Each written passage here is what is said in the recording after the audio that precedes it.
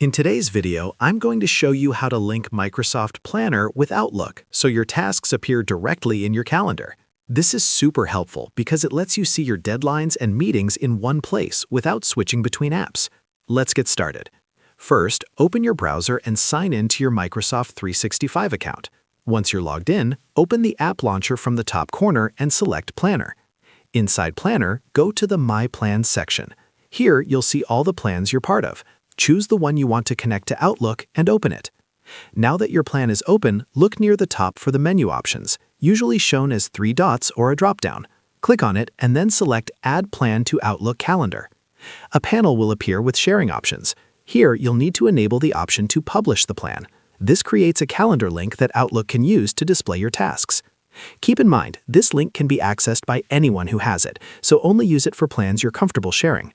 Once publishing is enabled, click on Add to Outlook. Outlook will now subscribe to this calendar, and your planner tasks will start showing up alongside your regular events.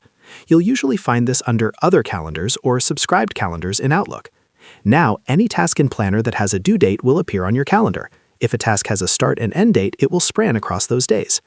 It's important to know that this is a one-way sync. You can view tasks in Outlook, but if you want to edit them, you'll still need to go back to Planner.